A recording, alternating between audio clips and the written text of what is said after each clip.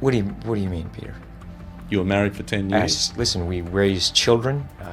Tom Cruise has finally opened up about the one that got away, and trust us, it's not who you'd expect. At 62, the legendary Hollywood star revealed that the love of his life wasn't Nicole Kidman, Katie Holmes, or even Penélope Cruz. In fact, their relationship was kept so private, fans had no idea it even existed. Through years of public breakups, Scientology drama, and career turbulence, she stood by him. When asked why he stayed silent all these years, Tom simply said, "I wasn't ready for the world to know." And now, the question is, who has truly captured his heart forever?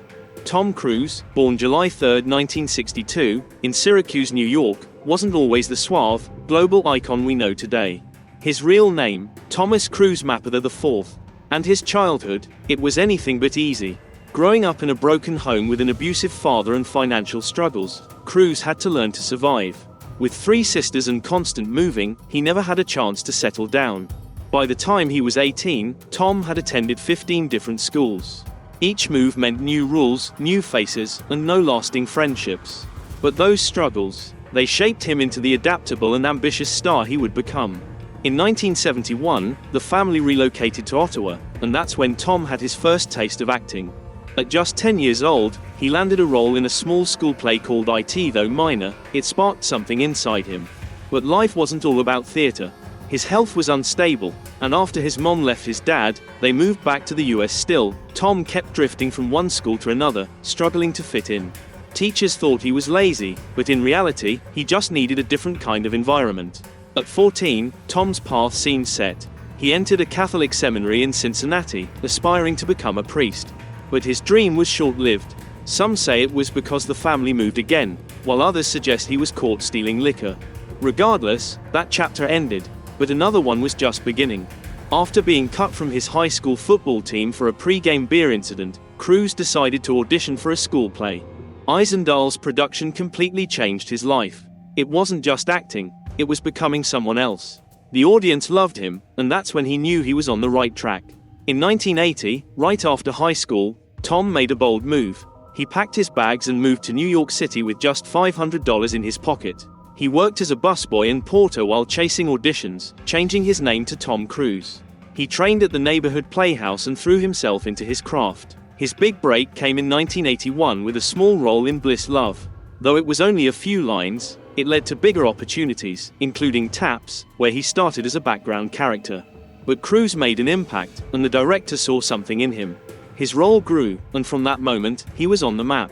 Then came The Outsiders in 1983, where he played Steve Randall. It wasn't the lead role, but it placed him among other future stars. Yet, it was risky business in 1983 that truly changed the game. Cruise played Joel Goodson, a high school senior who turns his house into a brothel. The film was wild, funny, and, incredibly, a box office smash. It made $63.5 million on a budget of just $6.2 million. But it wasn't just the film's success that made waves. It was Tom's iconic scene, dancing in his underwear to classic rock, that made him unforgettable. A Golden Globe nomination followed, and just like that, Cruise was no longer just a rising star, he was the star. Yet, Tom was different from other young actors. He refused to use stand-ins, even on dangerous stunts. On The Outsiders, he stayed in character off camera, earning respect for his dedication. His preparation was legendary. He memorized scripts using color-coded notes, listened to audiobooks, and even moved while learning lines, a strategy that helped him overcome his dyslexia. In 1984, Hollywood came calling with a $2 million offer to star in Footloose. But Cruise, never one to follow the crowd, turned it down. Instead, he took a gamble on Legend, a fantasy film that flopped. Critics said it was the end of his career, but Cruise didn't panic. By 1986, Tom went from being a rising star to Hollywood royalty with Top Gun. The film grossed $176 million, more than any other film that year, turning him into a global icon. His role as fighter pilot Maverick made him the face of American confidence, complete with aviator sunglasses and all. But Top Gun did more than break box office records. It became a cultural phenomenon, even boosting Navy recruitment. Young people didn't just want to watch Tom Cruise, they wanted to be him. And that was just the beginning of his unrelenting rise to stardom. Tom Cruise made another bold move in his career by teaming up with legendary director Martin Scorsese for The Color of Money. It wasn't a blockbuster hit, but it was undeniably smart. The film, which cost $14.5 million to make, earned a respectable $52.3 million at the box office. Cruz played a pool hustler alongside the iconic Paul Newman, who took home an Oscar for his performance. Cruz didn't win any awards, but he gained something far more valuable: respect. After Top Gun, people saw Tom as a star. But after The Color of Money, they saw him as a serious actor, capable of much more than just flashing a smile or running fast. It proved that Cruz could hold his own next to the legends of Hollywood. In 1988, Cruz took a risk most stars wouldn't. He stepped back and let Dustin Hoffman take the spotlight in Rain Man. But while Hoffman won the Oscar, Cruz didn't fade into the background. Instead, he matched Hoffman's raw emotion with his own. One of his most memorable moments: throwing underwear out of a car while shouting, "Kmart sucks." That wasn't in the script, it just happened. Another scene in a phone booth, when Hoffman passed gas, captured Cruz's genuine reaction, which stayed in the film. But it was the moment when Cruz's character reads his father's will that truly showcased his acting depth. His pain, disbelief, and betrayal were palpable, a moment that would have fallen flat without him. Rain Man may have earned Hoffman an Oscar, but Cruz was the backbone, and without him, the movie wouldn't have had the same emotional punch. In 1989, Cruz completely shifted gears with Born on the 4th of July. This wasn't the fast jets or sharp suits audiences were used to. It was a wheelchair, a war, and a broken man. Cruz played Ron Kovich, a real-life Marine turned anti-war activist, and the role was brutal. To prepare, Cruz spent months training in a wheelchair, building his upper body to make the role feel authentic. The scenes in the hospital were gut-wrenching, as Cruz screamed, cried, and broke down in a way that felt raw and human. It was messy, it was unforgettable. The film made $162 million and earned Cruz his first Oscar nomination. He also won a Golden Globe, and the world stopped calling him just a movie star. Instead, they started calling him one of the best. But there was more to Cruz's personal journey than just his career. In 1986, his life took a turn when he met actress Mimi Rogers. They married on May 9, 1987, but it wasn't just their relationship that would make headlines. Mimi had deep ties to Scientology, as her father had been involved in the church since the 1950s. For Mimi, Scientology was a way of life, and she held a serious position in the church as an auditor. Though their marriage ended in 1990, Cruz's connection to Scientology remained strong. In fact, when the tabloids caught wind of his involvement in 1990, it made major headlines. Cruz didn't publicly confirm his ties to Scientology until 1992, during a Barbara Walters interview. But by that time, he was already deeply invested in the religion. One of the main reasons: his struggle with dyslexia. Since he was 7 years old, reading had been a challenge for Cruz. He struggled through school, often feeling functionally illiterate by the time he graduated.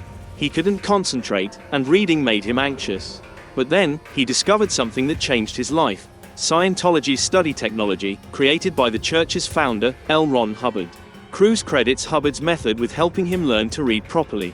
"Nobody gave me a solution," Cruz explained, "but I learned to read perfectly through Hubbard's method." That breakthrough was life-changing, and in 2016, while promoting Jack Reacher 2, Cruz said, "I wouldn't be where I am without it. It's a beautiful religion. I'm incredibly proud," Tom Cruise said, reflecting on his deep connection to Scientology. By then, he had been a devout follower for over 30 years. Cruz's relationship with Scientology's leader, David Miscavige, was equally intense. Their friendship began in the 1980s, but it wasn't always smooth sailing. According to David's father, Ronald Miscavige, one incident highlighted just how tense their bond could be. When the church threw Cruz a lavish welcome party at the Sea Org base in Florida, they went all out.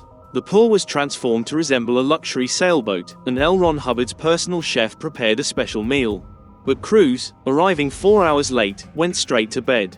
David was furious. This moment showcased the complexities between two of the most influential figures in Scientology. But the story doesn't end there. In 1999, Cruz nearly walked away from the church. He reportedly became scared after leaders promised to reveal the secrets behind Xenu, a mysterious alien figure central to Scientology lore. Though Cruz initially hesitated, the church wasn't about to lose him. They sent Marty Rathbun, a top official, to bring him back into the fold. By the early 2000s, Cruz wasn't just a follower, he was a fierce advocate for Scientology. He began using his fame to push for the church's recognition as a religion, particularly in Europe. In 2005, it was revealed that Cruz had personally contacted high-ranking French politicians, including then-President Nicolas Sarkozy, in an effort to sway their opinions. However, the backlash was swift. French officials labeled him a militant spokesman for Scientology and severed ties with him entirely. But that didn't deter Cruz. After the 9/11 attacks, he launched Downtown Medical, a group designed to offer detox treatment to New York City rescue workers. Many medical professionals criticized the initiative, saying it lacked scientific backing. Yet, in 2004, David Miscavige awarded Cruz the Scientology Freedom Medal of Valor for his tireless efforts. To the church, he was a hero. As Cruz's role within Scientology grew, he also tried to recruit other high-profile names. Former Scientologist Paul Haggis revealed that Cruz attempted to pull several A-listers into the church, including James Packer, the Beckhams, Jada and Will Smith, and even Steven Spielberg. These weren't just casual conversations. Cruz was actively working to expand the church's influence in Hollywood. It was around this time that the line between religion and Hollywood began to blur. His beliefs were no longer a private matter, they were shaping his professional life. In 1999, while filming Eyes Wide Shut, Cruz briefly stepped back from Scientology. The church had promised him answers about Xenu, but things became complicated. Still, as always, Cruz returned to the church. It was during this period that Cruz met Nicole Kidman. They crossed paths in early 1990 while filming Days of Thunder. He was 28, she was 23. The chemistry between them was immediate. Less than a year after his divorce from Mimi Rogers, Tom married Nicole on Christmas Eve in Telluride, Colorado. It was a whirlwind romance, intense and full of hope. Years later, Nicole would reflect, "I was so young when I got married." But what began as a passionate love story would soon face some of the greatest challenges of both their lives. Looking back, Nicole Kidman admits, "I look back now, and I'm like, what?" But in the moment, she and Tom Cruise were all in. From the minute they got married, Nicole knew she wanted to have children. "I wanted to have babies," she said, filled with excitement for the future. However, tragedy struck early in their marriage. Nicole suffered an ectopic pregnancy, a painful and emotionally devastating loss. The baby couldn't survive, and the couple was heartbroken. But from that deep sorrow came a turning point, their decision to adopt. In 1992, they adopted their daughter, Isabella. 3 years later, in 1995, their son, Connor, was welcomed into their lives. The kids traveled with them, moving from one movie set to another. For a while, it seemed like the perfect Hollywood family, 2 beautiful stars, their children, and a whirlwind of projects. The couple even worked together on screen. In 1992, they starred in Far and Away, a big-budget historical drama about Irish immigrants. The film cost $60 million to produce and earned $137.8 million worldwide. 7 years later, they reunited for something much darker, Stanley Kubrick's Eyes Wide Shut. What was supposed to be a 6-month shoot turned into a 2-year ordeal.